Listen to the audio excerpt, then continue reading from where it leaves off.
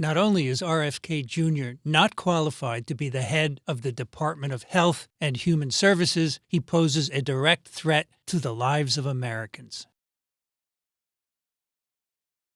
Well, so he defines placebo as either water or salt water. Those are the only things that can be placebos, which isn't true. A placebo is immunologically inactive and harmless.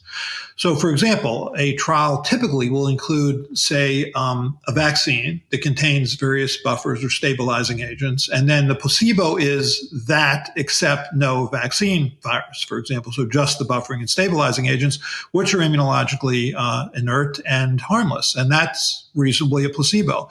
That's not what he says. He says, no, it can only be water or salt water. Right, so thimerosal is an ethyl mercury containing preservative that has been in vaccines really since the 1940s. At the time that Kennedy first got involved in this, which was an article he wrote in Rolling Stone called Deadly Immunity, which was 2005, there were already 6 studies done showing that this wasn't a problem. Now there's closer to a dozen studies that have been done. So it's a scientific question. It can be answered in a scientific venue, and it has been answered. Nonetheless, he continues to push forward on this, assuming that enough people aren't reading those articles or aren't listening to public health advocates. That ethyl mercury at the level contained in vaccines was ever harmful. So as much as he pushes this, there's not a single shred of evidence to show that he's right. The first vaccine was made by Thomas Francis and coworkers in the late 1940s. So no live attenuated viral vaccines contain preservatives. Look in the package insert, not in there. Ask the FDA, it's not in there. RFK Jr. said basically that many, in his words, like about 6 many more people were hurt by the polio vaccine than saved by it. And the number he gave was 98 million. And by hurt, what he meant was cancers. That vaccine caused cancer in tens of millions of people. And it's wrong. So in July of 2018, there were 2 12-month-old infants that were inoculated with a measles, mumps, rubella vaccine, both of whom died within minutes of getting that vaccine.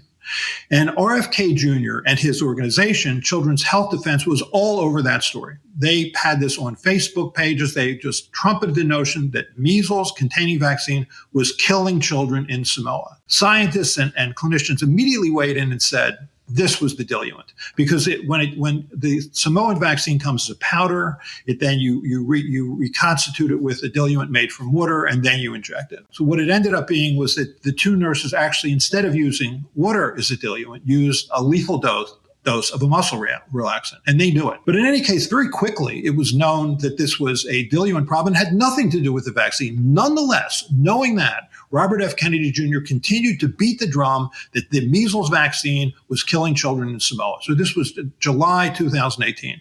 In June 2019, he goes to Samoa. He meets with an anti-vaccine activist named Taylor Winterstein, with whom he takes a picture. He meets with senior officials and continues to put the notion out there that measles vaccine was killing children.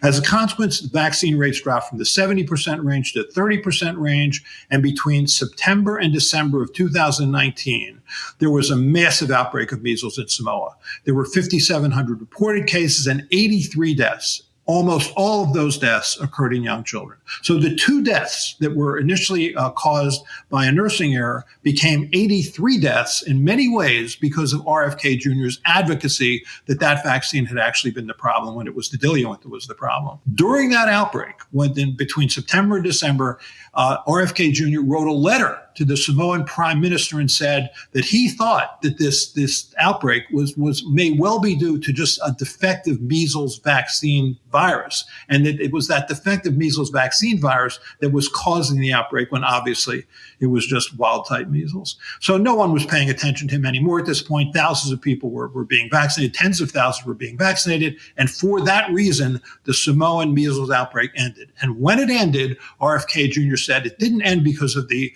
massive immunization program. It ended because of better nutrition and cleaner water. So he never, ever admitted how wrong he was and how culpable he was, and really responsible in some ways for those infant deaths. It's a terrible story, and it shows you how disinformation can kill.